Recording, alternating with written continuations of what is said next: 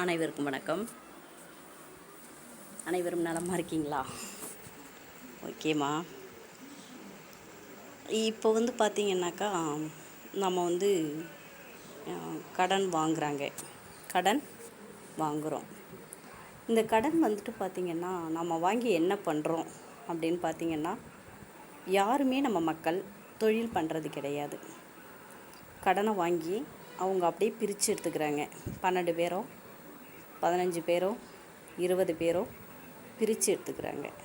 அந்த அமௌண்ட்டை பிரித்து எடுத்துகிட்டு திரும்பி கட்டும்போது கஷ்டப்பட்டு கட்டுறாங்க. ரைட்டு, கட்டிடுறாங்க, கட்டி முடிக்கிறோம். மறுபடியும் அடுத்த லோன் வாங்குகிறோம், மானிய கடன் வாங்குகிறோம். ரைட்டு. ஆனால் அந்த கடன் நம்ம பிரித்து எடுத்துக்கிட்டோன்னா கட்டுறதுக்கு கஷ்டப்பட்டு தானே கட்டுறோம். ரைட்டு. இப்போ பேங்க்கில் கடன் வாங்கியிருக்கோம். பேங்க்கில் கடன் வாங்குகிறோம். எல்லா குழுவிலுமே கேட்குறாங்க பார்த்திங்கனாக்கா, மானிய கடன் கிடையாதா, மானிய கடன் கொடுக்கல, மானிய கடன் இல்லை அப்படின்றாங்க.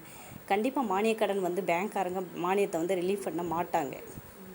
ஏன் அப்படின்னு கேட்டாக்கா, நம்ம வாங்குறது என்ன சொல்லி வாங்கியிருக்கோம், தொழில்னு சொல்லி தான் ஃபார்ம் ஃபில் பண்ணி கொடுக்குறோம், பாண்டில் அக்ரிமெண்ட் போட்டு கொடுக்குறோம். ஆனால் அந்த தொழில் பண்ணுறோமா அப்படின்னு பார்த்தாக்கா தொழில் பண்ணலை. நிறைய மக்கள் ஏதோ ஒரு சில குழுக்கள் தொழில் பண்ணுறாங்க. முக்கால்வாசி குழுக்கள் 100க்கு 90 குழுக்கள் பார்த்திங்கனாக்கா தொழில் பண்ணுறது கிடையாது. ஏன் தொழில் பண்ண மாட்டீங்கன்னு எனக்கு தெரியல. இப்போது ஒரு குழுவில் 12 பேர் இருக்காங்கன்னா 12 பேருமே சேர்ந்து ஒரு பெட்டி கடை வைக்கலாம், டீ கடை வைக்கலாம். சின்ன ஸ்டால் கடை வாங்கணும், சின்ன லோன் வாங்கியிருக்காங்க அப்படின்போது 50,000 ரூபாய் லோன் வாங்கியிருக்காங்க அப்படின்னும்போது டீ கடை வைக்கலாம். அந்த 50,000 வாங்கி டீ கடை வச்சுட்டு 70,000 ரூபாய் ஃபஸ்ட்டு டீ கடை வச்சுட்டு அதுக்கு பிறகு அவங்க மானியக்கடன் போடலாம். மானியக்கடன் அவங்க போடும்போது இப்போ பேங்க்காரங்க மானியத்தை ரிலீஃப் பண்ணி தருவாங்க நமக்கு. எப்போ மானியக்கடன் நம்ம வாங்கிட்டு தொழில் பண்ணினோம்னா மானியத்தை ரிலீஃப் பண்ணி நமக்கு தருவாங்க. அப்படி இல்லை அப்படின்னும்போது மானியத்தை எந்த ஒரு பேங்க்காரங்களுமே ரிலீஃப் பண்ணி தரமாட்டாங்க. சரிங்களா? அது நம்ம மக்கள் என்ன பண்ணுறாங்கன்னா, பேங்க் செக்ரட்டரிகிட்ட போயிட்டு எனக்கு மானிய கடன் கொடுக்கல, ஏன் தரலை அப்படின்னு சொல்லிட்டு போய் கேட்குறோம். இப்போ பார்த்திங்கன்னா தொழில் பண்ணுறதுக்கு நம்ம தொழில் கடன் லோன் வாங்கிட்டீங்க, தொழில் பண்ணுறீங்க அப்படின்னும்போது தொழில் பண்ணுறீங்க அப்படின்னாக்கா இப்போ ஒரு 3 லட்ச ரூபா, அதாவது 5 லட்ச ரூபா லோன் போட்டிருக்கீங்க.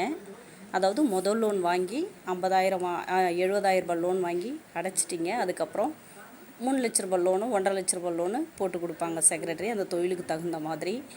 அந்த லோனை வாங்கி நீங்கள் அடைச்சிட்டிங்கன்னும் போது உங்களுக்கு 3வது கடன் 7 லட்ச ரூபாய் தருவாங்க. அதில் பார்த்திங்கனாக்கா உங்களுக்கு கொடுக்கறது 5 லட்ச ரூபாய் தருவாங்க. 5 லட்சத்தில் உங்களுக்கு 3.5 லட்ச ரூபாய் திருப்பி கடன் கட்டணும், 1.5 லட்ச ரூபாய் மானியம் ரிலீஃப் பண்ணணும். ஆனால் நீங்கள் தொழில் பண்ணால் தான் அது நடக்கும். சரிங்களா? அதாவது தொழில் பண்ணாக்க 3.5 லட்ச ரூபாய் 3,50,000 ரூபாய் கட்டணும். 1,50,000 நீங்கள் கட்ட வேண்டிய அவசியம் இல்லை. இது நீங்கள் பாண்டு கொடுக்கும்போதே, லோன் கொடுக்கும்போதே அவங்க சொல்லியிருப்பாங்க. ஆனால் எப்போ அதை ரிலீஃப் பண்ணுவாங்க அப்படின்னாக்கா 5 லட்சமும் திருப்பி கட்டிடணும். 3.5 லட்சம் தான் நான் கட்டுவேன், 1.5 லட்ச ரூபாய் கட்ட மாட்டேன் அப்படிங்கிறதெல்லாம் கிடையாது.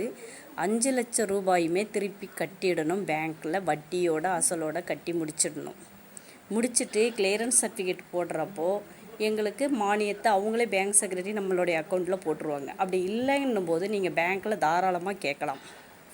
உங்களுடைய மானிய அமௌண்ட்டை நீங்கள் திருப்பி கேட்கலாம்.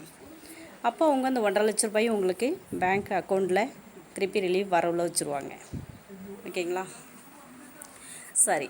அதே மாதிரி நீங்கள் தொழில் பண்ணுறதுக்கு தொழில் லோன் வாங்கிட்டீங்க அப்படின்னும்போது தொழில் பண்ணிக்கிட்டு இருக்கீங்க. ஒரு 6 மாதம் தொழில் லோன் திருப்பி நீங்கள் கட்டிட்டீங்க.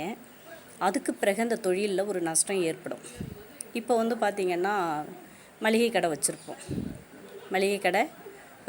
அந்த கடையில் வெள்ளம் பாதித்த கடைக்குள்ளே தண்ணி வந்துட்டாலும் சரி, அல்லது புயல் அடித்து இந்த கடையில் ஏதோ பொருட்கள் நஷ்டமாயிட்டாலும் சரி, அப்போ என்ன பண்ணுவாங்கன்னா பேங்க்கில் மானியம் உங்களுக்கு ரிலீஃப் பண்ணுவாங்க. எப்படி அப்படின்னாக்கா, அதுக்கு நீங்கள் பண்ணுற தொழில் இருக்கு இல்லையா, அது பெட்டி கடை வச்சுருந்தாலும் சரி, டீ கடை வச்சுருந்தாலும் சரி, இட்லி கடையாக இருந்தாலும் சரி, அல்லது துணி வாங்கி நீங்கள் வியாபாரம் பண்ணாலும் சரி, துணி நம்ம வாங்கி வியாபாரம் பண்ணுவோம். அந்த மாதிரி இருந்தாலும் சரி, மெழுகுவர்த்தி ஊதுபத்தி போட்டாலும் சரி, அது எந்த தொழிலாக இருந்தாலுமே தொழில் லோன் வாங்கிட்டதுக்கு முன்னாடியே தொழில் பண்ண ஆரம்பித்த உடனேவே தொழிலை வந்து ரிஜிஸ்ட்ரேஷன் பண்ணணும். ரிஜிஸ்டர் ஆஃபீஸில் போயிட்டு தொழிலை பதிவு பண்ணணும்.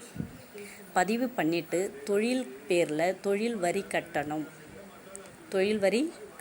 தொழில் பதிவு செஞ்சுருக்கணும், தொழில் வரி கட்டியிருக்கணும். தொழில் பேரில் கடை இருக்கணும். தொழில் பேரில் மின்சாரம் இருக்கணும். தொழில் பேருக்கு பேங்க் அக்கௌண்ட் ஓப்பன் பண்ணியிருக்கணும். 3 இருக்கா? அதாவது தொழில் பேரில் இடம் இருக்கணும், தொழில் பேரில் பேங்க் பாஸ்புக் இருக்கணும், தொழில் பேரில் தொழில் வரி கட்டியிருக்கணும், மின்சாரம் இருக்கணும், 4 இருக்கணும் தொழில் பேரில்.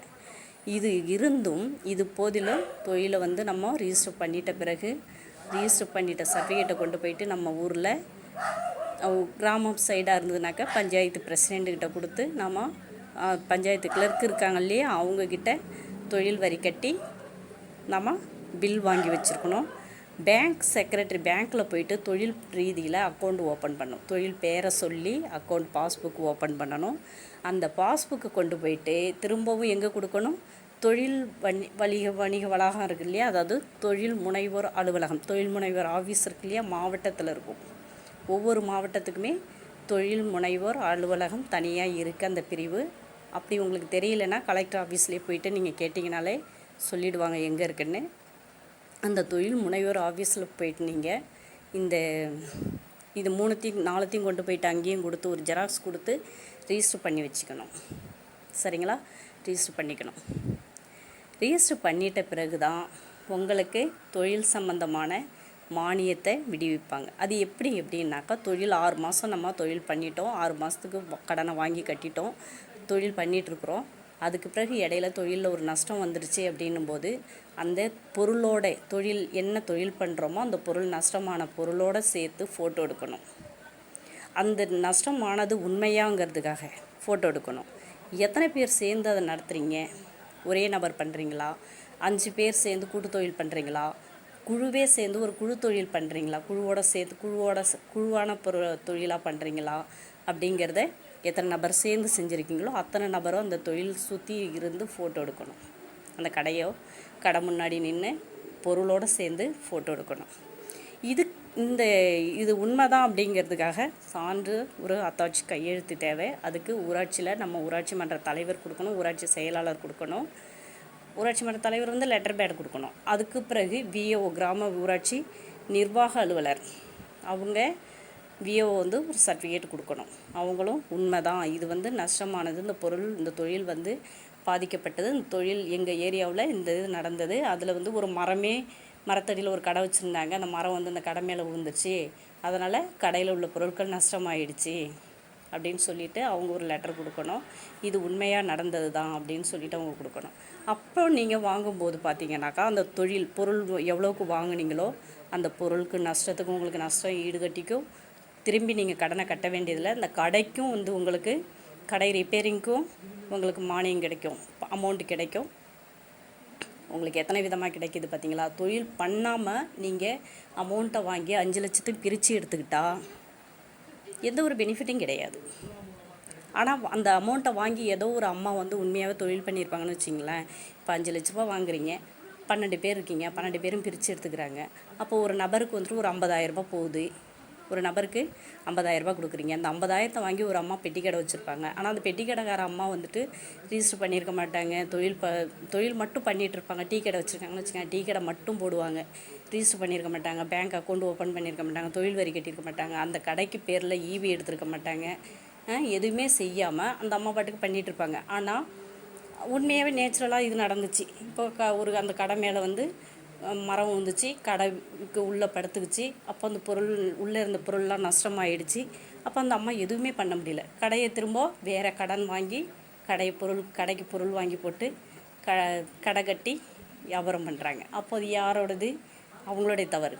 இப்படி நாம் கரெக்டாக ப்ராப்பராக பண்ணோன்னாக்கா தொழிலுக்கான நஷ்டத்தை வாங்க முடியும். சரிங்களா? ஒரு தொழில் பண்ணுறோம் அப்படின்னாக்கா கண்டிப்பாக அந்த தொழில் பேரில் ரிஜிஸ்டர் பண்ணுங்கள். ஃபஸ்ட்டு தொழிலை வந்து ரிஜிஸ்டர் பண்ணுங்க. தொழிலோட பேரில் அக்கௌண்ட் பாஸ்புக் ஓப்பன் பண்ணுங்கள். தொழிலோட பேரில் அதாவது நம்ம வீட்டு வரி பில் கட்டுற மாதிரியே தொழில் வரி கட்டுங்க. தொழில் பேரில் வந்து இபி பில்லு எடுங்க.